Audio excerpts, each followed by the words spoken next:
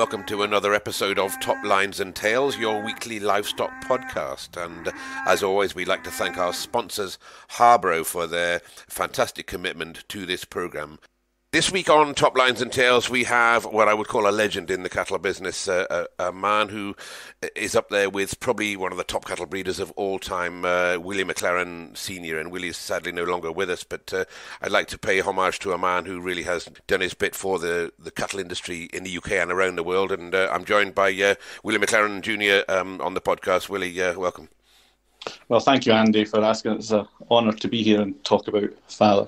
And Willie, I interviewed your father in your kitchen probably close on 10 years ago now, and I do have some of those recordings, so I'm going to intersperse a couple of those here into the podcast.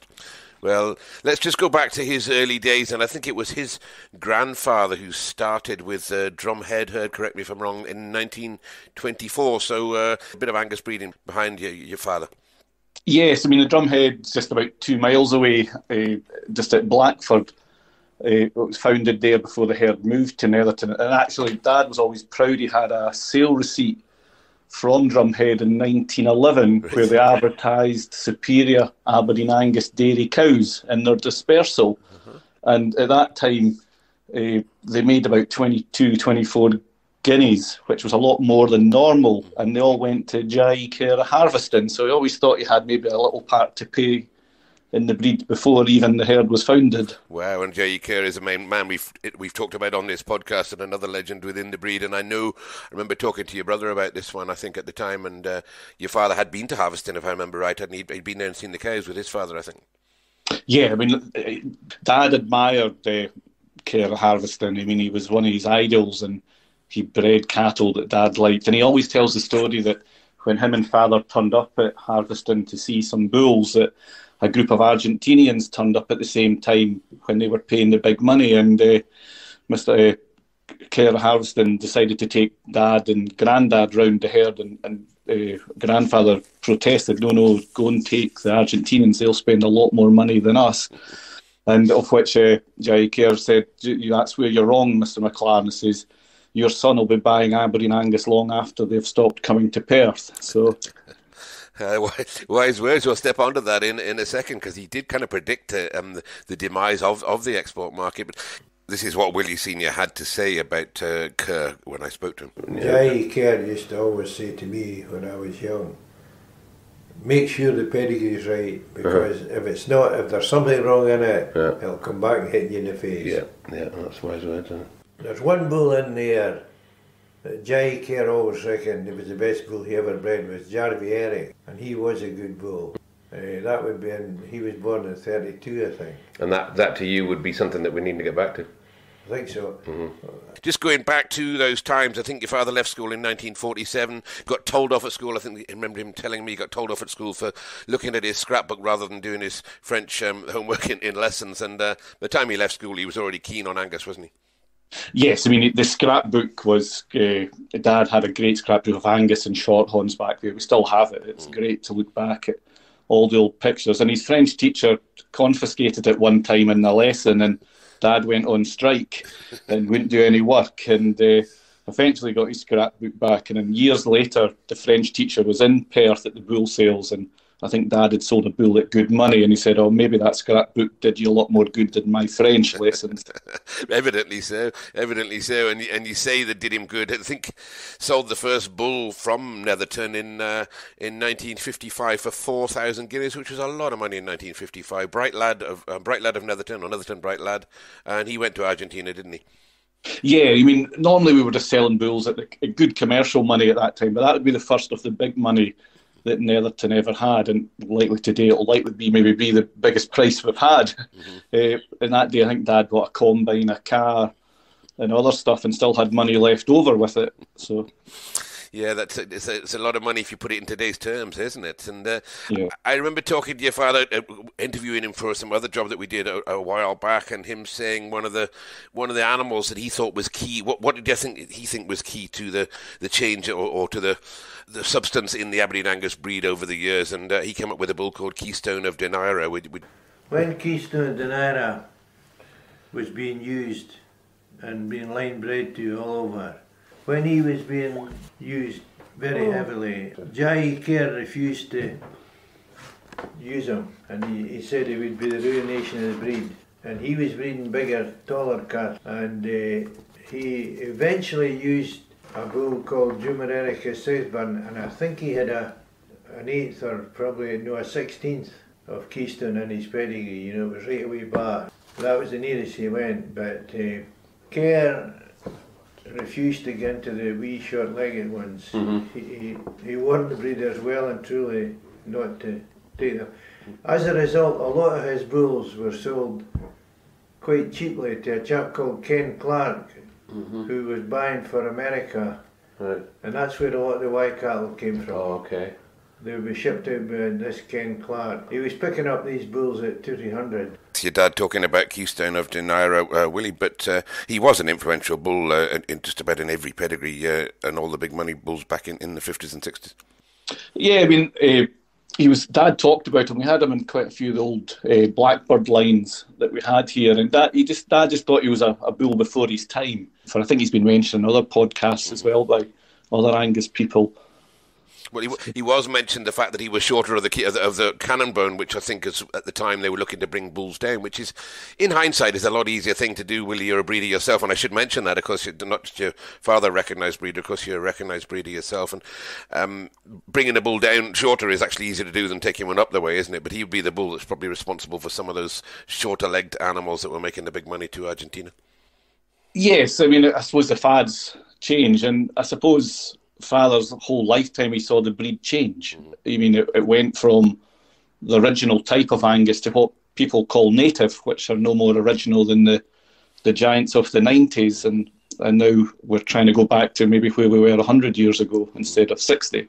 I remember your father talking about a bull called Black Knight, I think, back in the late 1890s, and the thing was huge. He was over a ton, and it opened my eyes. I had no idea that Angus were that big originally. And yes, as you said, he went round full circle, but he always, as you just mentioned or alluded to just now, that he always wanted to concentrate on breeding commercial bulls rather than following the fashion, didn't he? And I think that's something that stood Netherton in good stead for many years. Yeah, I mean, he was. His grandfather told him never set out to try and breed breeders' bulls, but instead breed good crossing bulls, and the breeders' bulls will come along themselves. And that's what he always tried, and what we've always tried to do at Netherton is look at what the commercial man wants. And the commercial man with a commercial mind, again, shows what a visionary your father was. He started weight recording his Angus in 1959. I mean, that's probably 2 decades before anybody else would consider weight recording animal. In fact, I think he was ridiculed for doing that, wasn't he? Yeah, we were in the pilot scheme in 1959, like you say, that was pioneered by the late James Walker Love of the West of Scotland College of Agricultural. So Dad was always progressive, even back then, and all the times, even as the years went on, he got older, but he was still into computers, he could work that kind of stuff. And he felt performance recording was the way forward, and doing whatever traits that we can do to improve the breed. I suppose people can argue whether they're good or bad, but I think performance recordings is a good tool. It's just how people use it that can maybe mislead. And it's been through its evolution process itself. And I mean, I know I was involved in that because I had a software program at the time, and your father worked very closely with me, helping me develop the program into how he thought it would be a more useful tool across all breeds, not just across the Angus breed. And about I think it was the birth of the EBVs, and of course the Americans had theirs and the Australians had theirs. And at the time there was sort of a toing and froing as to whose are the right ones. But it just comes down to having the data. And if you don't start recording, then you have no data to go at. So I think recording, be the figures right or wrong, at least if you've got something recorded, you've got something to go at. And again, it's something we've discussed on this podcast. Yeah, and then in the 80s, we had the performance recording at Netherton from all the breeders around the country. So he pioneered that as well. So he did, that's right. And the MLC would be, yes, it would be the main recording station for a while. And I've got some of those figures somewhere which I'll probably locate and we can put out there of the weights of some of those animals. And just moving back a little bit, though, obviously you got involved in the committee and ended up being president of the Aberdeen Angus Society in 1973, and he'd be a fairly young man back then. Yeah, he would be one of the youngest. He would be the youngest president at that time. I think he was 38 years old when he was president. and he was proud to serve on council. I mean, I think he had 25 years out of 31 on the council. Through the hard times, really, off the breed. So, and he stuck with them. That's the difference, isn't it? I mean, everybody wants to jump on a breed council when everything's flying, but when at the times when the job is difficult, that's when you need the able men and the visionary men. And hey, again, we've mentioned a few other visionary men on here. We'll come to them maybe in a minute, of how the breed went sort of so far backwards that it was almost falling off the cliff. And your father predicted that, though, didn't he? Predicted that the export market would dry up, and I don't think anybody listened at the time. No, I mean, I think he saw the train going so extreme that he wanted change, and he tried that through council, but council was, I think in his words, full of the breeders that were making the money, and they didn't want change. And when exports dried up, I think the society was just about bankrupt because they tried to attract these buyers back. So that's right, and they're trying to bring them back in when all at the time, because continental cattle taking over their place in the UK. But I think maybe it was in his reign of the president, but he did get across to Canada in the early 70s, and I think would be one of the first to go out there and actually realise how the Canadians have been doing the job differently. Yeah, I mean, so 73 he was the president, and he went to Kansas for the forum, and also celebrating 100 years of Angus cattle in America, and he always, it was a proud moment for him because he read the Queen Mother's letter, the patron at that time. Okay. But he also got to Canada then and brought in two bulls in the early 70s, Walnut of Edgeley Acres and Willibbar Easton. Mm-hmm. And he shared those bulls, shared the risk, I think, with Bob Crockett and Jim Stewart, was it? But yes, they did. They would be extreme bulls, wouldn't they? There's no doubt about that. They would be extreme bulls. Yes, and in those days, yes, they were just that little bit bigger and that, and they saw the commercial reality, and that's what Father was always trying to do, was to. If we step back just a little bit, that you did buy the Barnaby herd, which again a well-recognised herd of Angus. Again, the guy's unloading, and he bought the entire herd, lock, stock, and barrel. When would that be? Really? It was 1971, and that would be really the start of Netherton starting to climb the ladder, if you know what I mean. I think both herds were around about 20 odd cows, and we killed hard and kept about 30. Between the two herds, and then really from that day the success followed between the two herds, that it clicked well. So, and the Barnaby herd would be well recognised. I think through the 60s they would have had 3 or 4 Perth champions and exported a lot of cattle, and of course owned by the firm of Osmonds and brought out by the fantastic stockman that was Alistair Retty. So he was buying some good stock from a herd like that.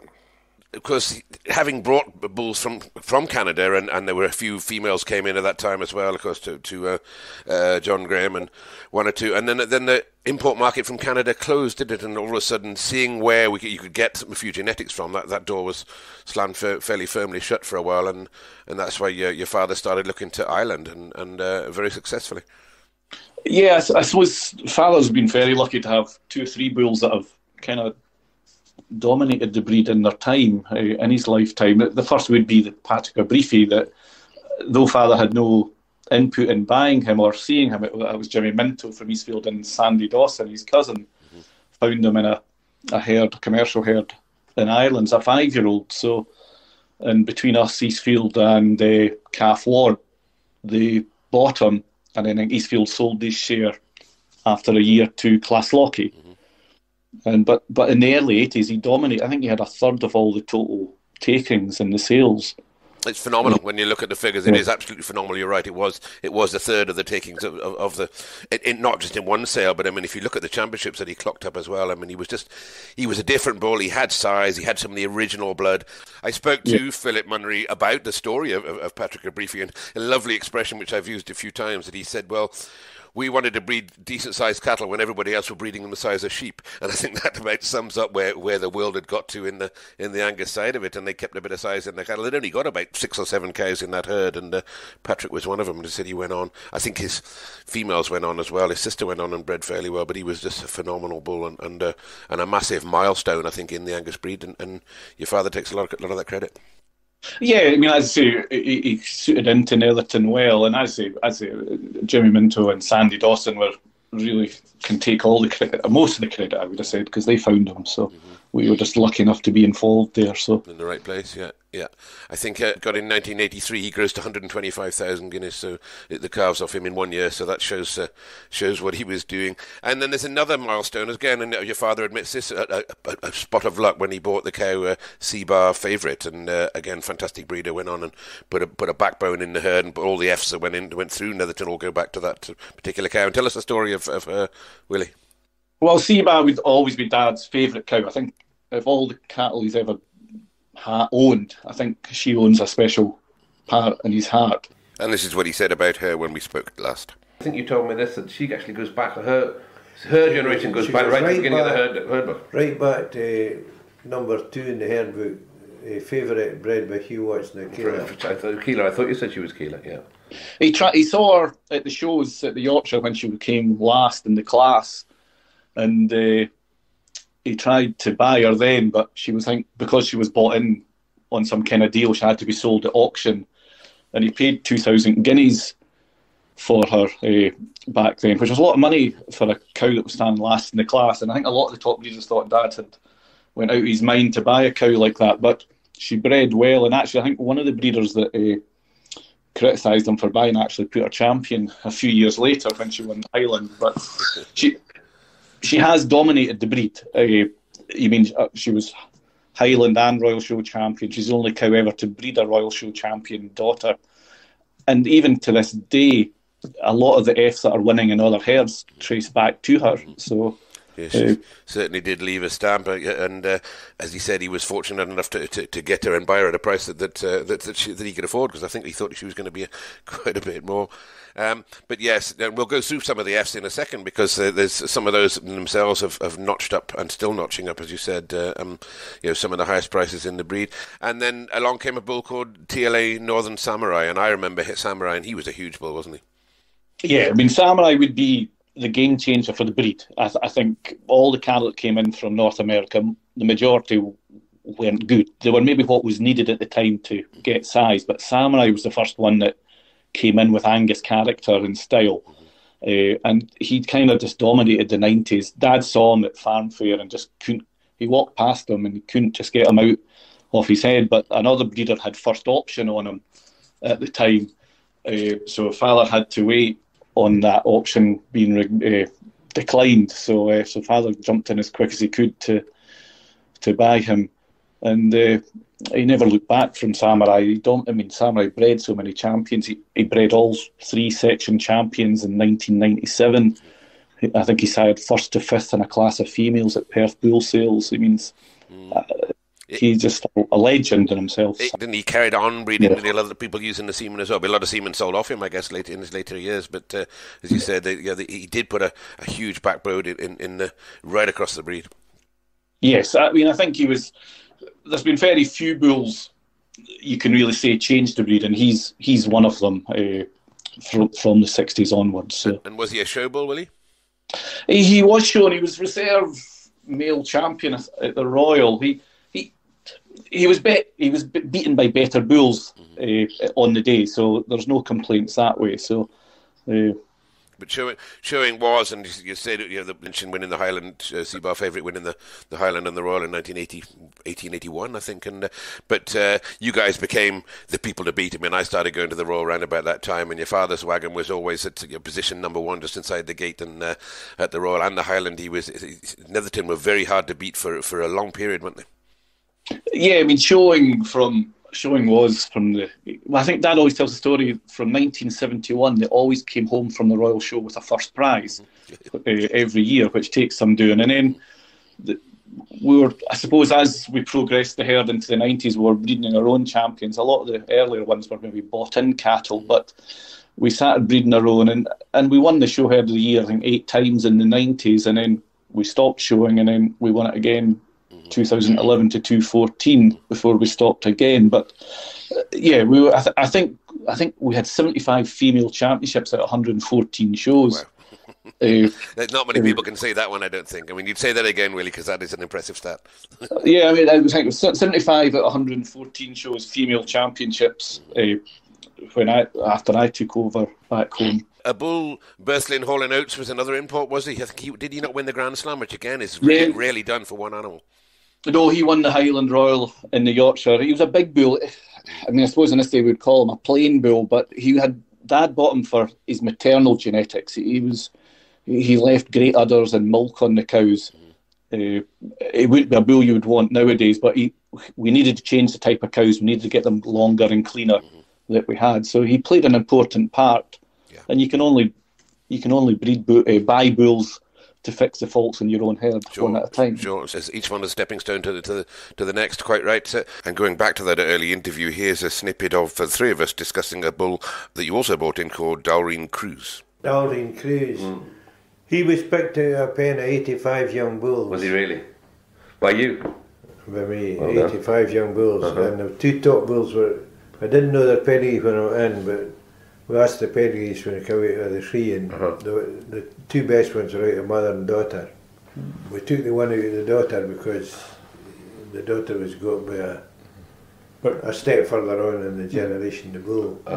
Cruise would have an advantage of working on samurai daughters, but he still bred more consistent. Like through his sons and grandsons, Cruise would be the most consistent. You had samurai for maybe breed character, you had Cruise for muscle, you had transformer for growth, and they all had. If you mix them together, you may hopefully try and get the perfect one, which is never bred. But no, Cruise left muscle, like the breed had never seen before. So, and then what became an often fixture anyway, that you started having the Netherton matron sale, and by this time there were people clamouring for Netherton genetics, weren't they? When would the first one of those be, Willie? The mid-80s, I guess? Yeah, we had one early sale in '84. We had a first production sale, and it went well on the farm. And then we started moving to have them at Stirling. And our first matron sale would be in '95. And then we kind of had them quite regularly up to, I think we had 6 or 7 sales.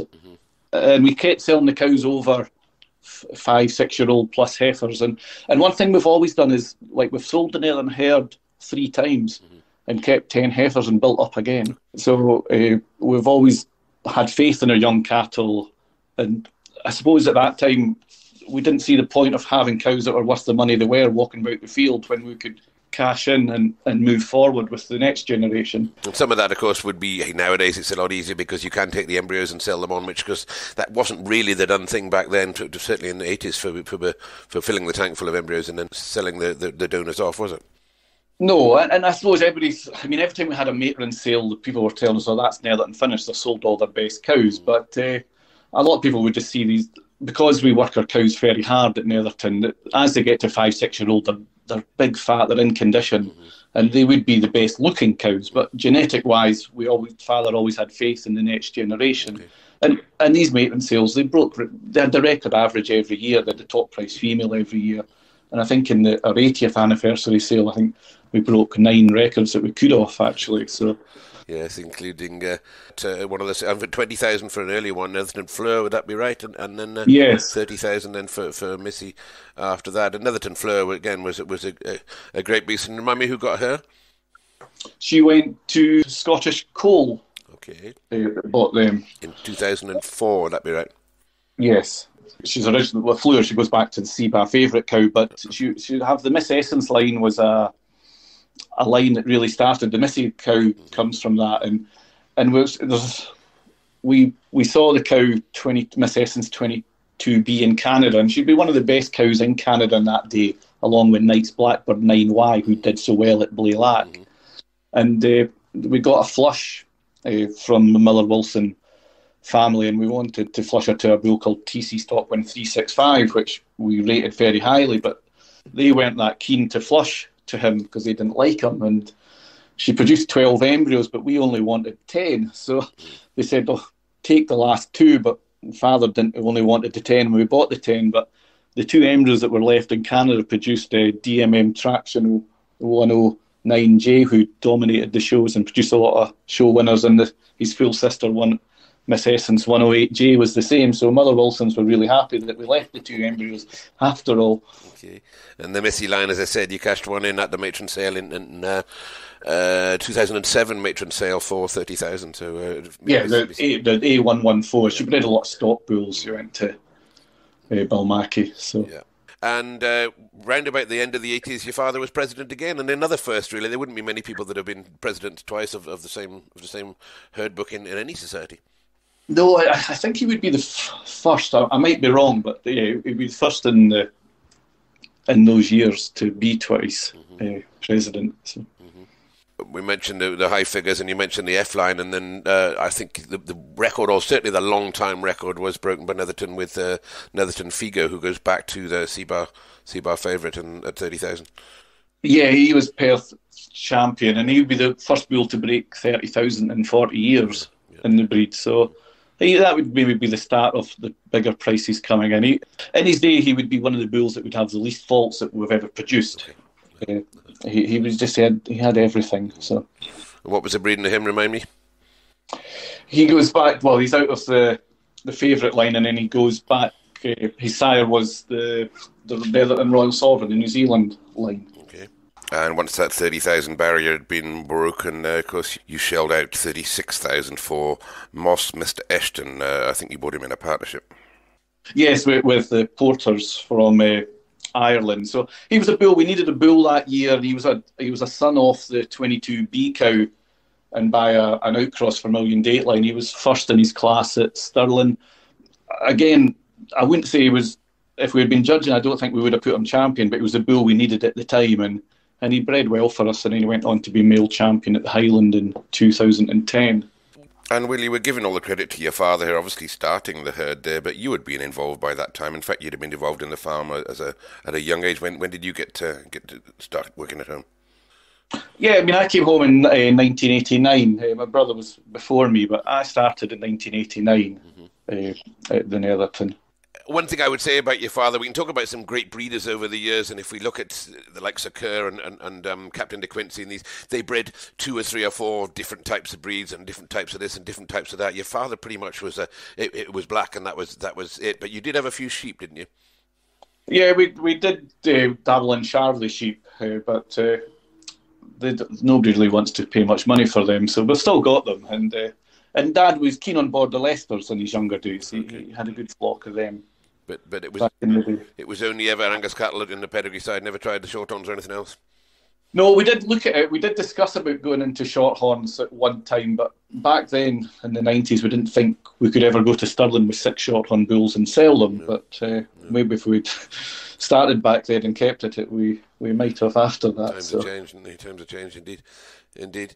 And yes, you said you've stopped showing. I think that was kind of a conscious decision between you. Maybe just.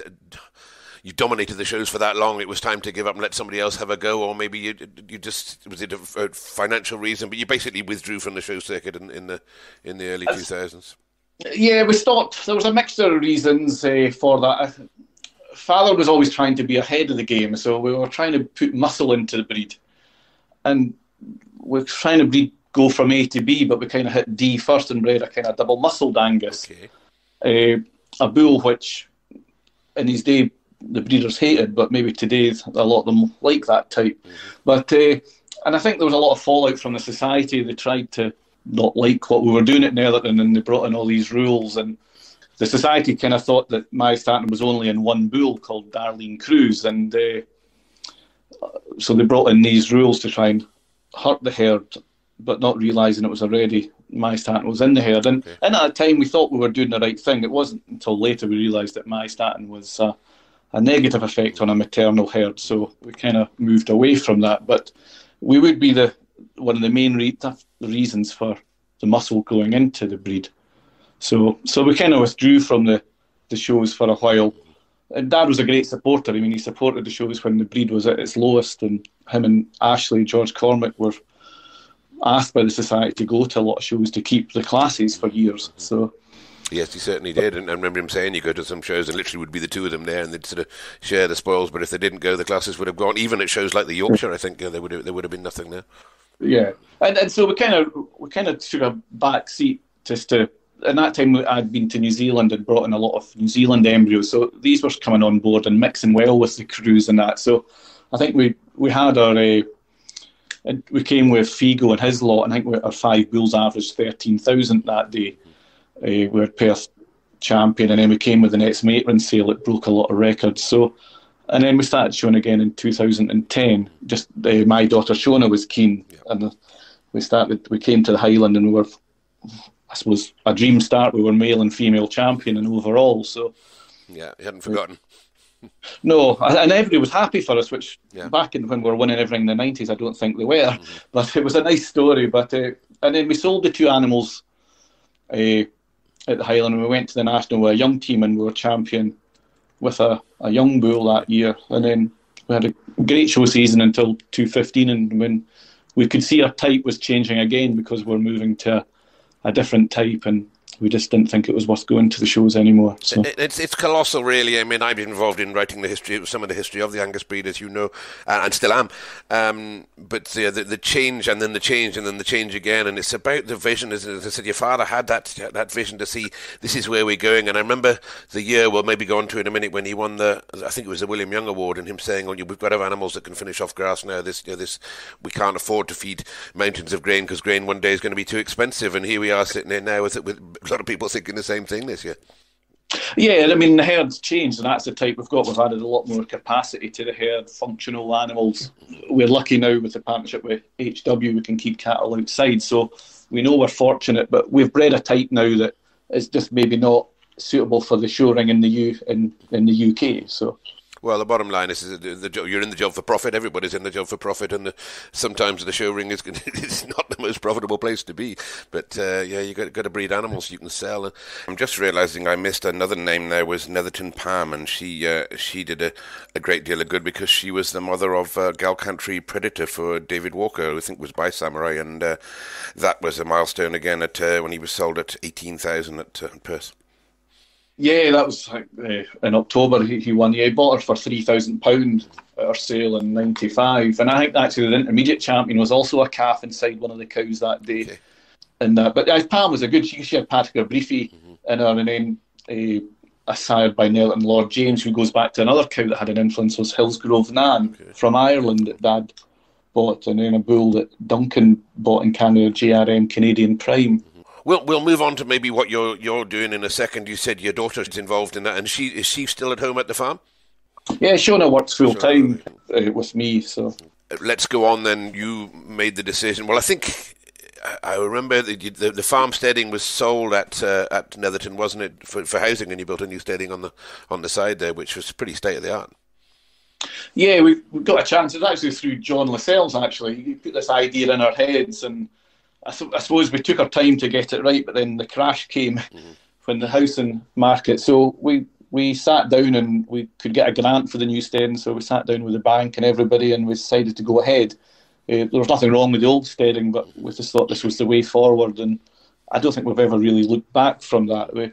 I suppose the difference between me and Father is Netherton to him would be the farm, whereas Netherton to me is the herd. Okay. He worked the land with a horse and plough and things like that. So we always looked at what was the worst case scenario was if we ever had to sell up, we would have enough money to retain the herd and buy a farm somewhere else. And to me, that was an acceptable way to go forward. Okay, and you, as you said, you joined forces or sold up to Highland Wagyu, and when would that be? Would that be now 10 years or more, a bit more maybe? Yeah, 2014. Netherton's 320 acres, and Blackford Farms, who's Highland Wagyu, they have about 20,000 acres right round us. We're right in the middle, and Massam, who's the owner of Highland Wagyu, was in, and he used to nip in and come and see this, and I went with him, and he took me to see this heifers, and he's asked me what I thought of them, and I said, you've got the makings of a herd. And he said, yeah, but the makings of a herd and having a herd is different. He says, how can I climb the ladder? And I made a joke, says, I'll do it for you if you want, help you. And he went away that night, and he came back the next day and he said, did you mean what you said? And I said, yeah, I'll help you out. And then he put an offer on the table that we couldn't really refuse. So we just worked together. Their cattle run on along with the Netherton herd, and we just put some gates in the dikes, and we now can run 1,000 acres up on the high ground, so it makes a difference. And you built the numbers back up again. Then I think it's quite a big, as well as the Wagyu, with the Angus became one of the biggest herds around. Yeah, we're just about 250. I suppose that I like to sell, so we would build up more, but I like to sell cattle, so we keep selling. But the Netherton herds, maybe instead of being at the 80 cows, I've made a concentration to keep us at the kind of 40 cows, and then have some in partnership, and then there's 200 odd in the HW Angus herd. And when we went in partnership, it was a year we would have sold the herd. So the stipulation that we wanted was that you had to buy the Netherton herd that we would have been selling that year, apart from the 10 heifer calves. So. Okay, but you kept the Netherton prefix. Yes, we still have the herd, and we still own the farm and the steading. So down the line, there'll always be a Netherton here. So good. Well, it's been a long and interesting road, as I said, with Netherton. We go back. Well, we're talking now going back to your grandfather would have taken over Netherton. So we're talking coming up near 100 years, Willie. Yeah, I think 2024 we will celebrate 100 years. Of the herd starting. And I mean, Dad was proud of that. And one thing, Dad was born at Netherton as well, so that always kept a special part in him to be here. So. And there's one or two people that claim to be the oldest herd in the country, but they've been in and out, whereas your father has not just always had cattle. Cattle have been the mainstay of his every day, all that time. Yes, I mean, the herd, we're just a family farm, 300 acres, and I mean, in the 80s and the 90s, the 80 cow herd had to support 3 families. So we always had to try and make money out of the cattle. And even in the low days of the Angus breed, the females, we ran them commercially and they sold okay. They weren't at the big money back then, but we got the benefits when the breed started to come good again. Mm-hmm. And let's go back to, your father was interested in the history. I remember chatting to him, and I could chat to him for hours, as a lot of people listening to this programme will have done the same thing, and always intelligent and fun to chat with. But he did look at writing a book, and he certainly put together a presentation on the history of the cattle. And of course, that legendary scrapbook is all about there. He made a good effort to conserve the history, didn't he? Yeah, he did a presentation for some talks around the club, from showing the differences in the Angus and the changes that he saw. And then the society, with the help of Bob Anderson, John Elliott Senior, Eddie Glanders and Barry Turner, they kind of made it into a pen drive and just freshened it up and smartened it, made it more professional. And the society sell that, and all proceeds go to youth development programme. Okay. And that's a brilliant thing. We'll talk about that, because he did very much get involved in the youth development programme, as did one or two. Marion Tilson is a name that springs to mind. But a fantastic thing, the YDP, that a lot of other breed societies picked up on later. I mean, Angus really pioneered the youth development programme, didn't they? Yeah, I mean, they've got to take credit. And we're lucky with a lot of good coordinators that took us forward all the time. And it's growing all the time. It's good to see people out with the Angus breed take part. And we've seen a lot of people, young kids, actually start Angus herds through it. But Dad loved it and did whatever he could to help, either by sponsoring or donating stuff. And he's proud. I think one of his proudest moments was at the World Forum in 2017, that was held in Scotland. And the final day and the final weekend for the youth finals was held at Netherton, all the cattle preparations. And I think he just loved that. He loved spending time with people and talking. And at the end, when everybody was gone, all the young people were still dancing in the marquee at 1 o'clock in the morning, and they were all singing an Angus for me to father. And it was such a moving moment. I'm sure, as I said, always a man that wanted to help everybody else and help the breed, not so big, so past himself, didn't he? Let's just go to yourself then, Willie. You were president of the Angus Society as well, and 2009, I think you might have been one of the youngest presidents. Yeah, I was just a little bit younger than Dad, but I think James Playfair is the youngest. He'd be a year younger than both of us. Okay. But a great honour to be asked. And especially when we weren't really doing anything in the breed at that time, we'd taken a step back. So to come in from the cold. Well, I mean, you could give us firsthand what it was like being president of the society, because it's had its share of, to find a point, it's had its share of ups and downs within the political sense, and it wouldn't be an easy job running that ship. Yeah, I was lucky. Ron McCarthy was the chief executive, and he kept a smooth ship, and I had a good year, so I can't complain. And I suppose it's true about the Angus breeders. If we like to moan and find fault when even things are going good. So And just have a word about Ron there. I mean, I did some work with Ron as well, and in his later days, unfortunately, sadly no longer with us, but tremendous man, Ron McCarthy, saw the functions that needed to be done, and he got things done, didn't he? Just he would go ahead and get things moving, get things done, achieve things.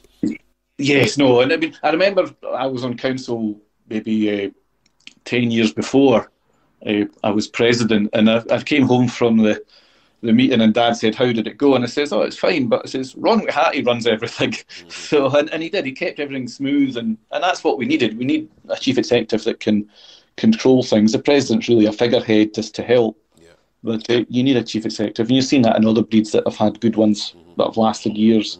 The breed has flourished. Yeah, and somebody that's there for the good of the breed rather than the good of themselves, which, again, I wouldn't point fingers at other breed societies, but we see a little bit of that from time to time. And Ron did he ran a tight ship, and he used to have a sort of fairly close circle, if you like, of what he said, businessmen around him, the people that actually been and achieved and made a multi-million-pound business run rather than just sort of small-time breeders, and I think that was probably the key to his success.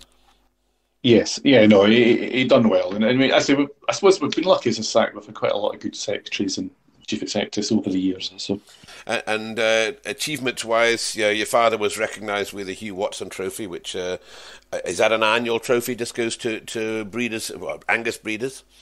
Yeah, it's not an annual one. I think there's only been 5 or 6 people been recognised with it. So he was very honoured to get that, and along with the William Jnr Award from the Highland Show. So William Jnr Award, of course, that is an annual one, and that goes to people who have been influential within the industry across the board, doesn't it? And there's some very prestigious names on that award, I do know. And he'd be honoured to get that one.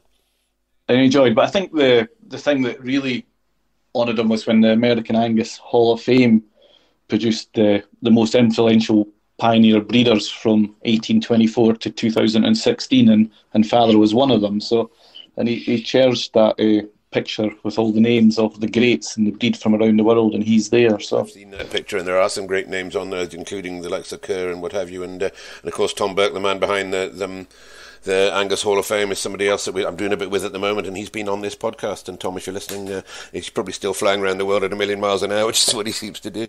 Yeah, no, he's a great man for the breed worldwide. So he tires me out just thinking about the time that he puts into the breed.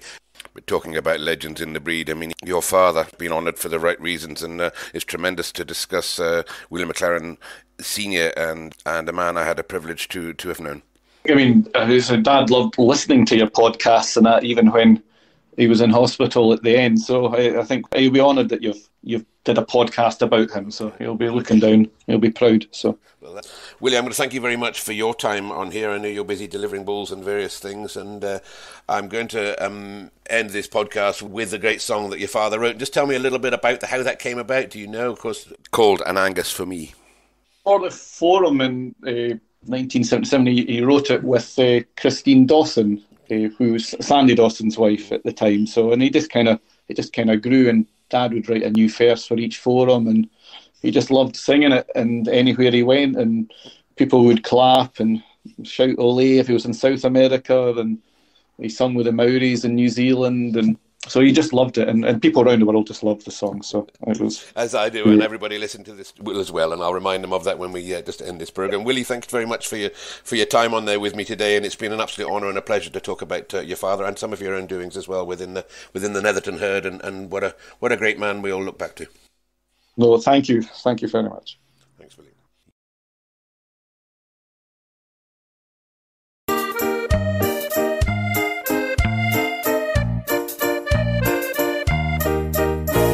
An Angus for me. If it's not an Angus, it's no use to me. The short ones are braw, the Hereford and all, but the Aberdeen Angus is the best of them all. Hugh Watson of Keeler, he founded the breed. For Aberdeen Angus there was a great need. For all the wide world the folks were no fools. They improved their stock using good Angus bulls.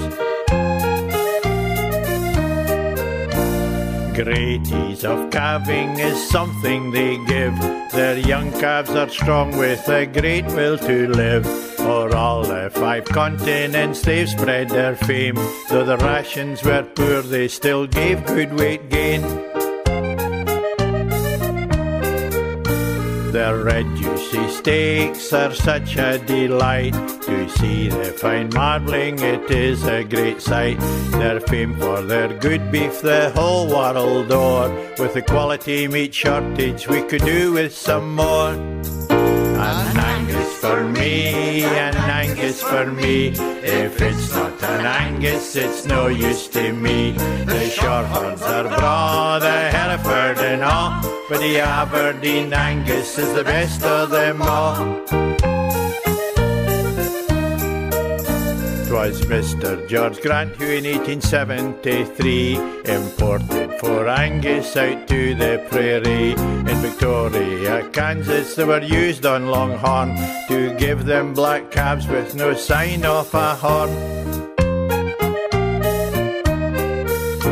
From the heather of Scotia, when in Swedes they were fed, their diet changed to prairie and cornstalks instead. They strengthened and grew and fair took the eye. The Americans were pleased, and by God, so am I. An Angus for me, an Angus for me. If it's not an Angus, it's no use to me. The Shorthorns are braw, the Hereford and all, but the Aberdeen Angus is the best of them all. We've got limbers in Charlie and Simon till now. They were not bred for beef but for pulling a plough. But if you want the best steaks that ever was known, it's Aberdeen Angus that you ought to own.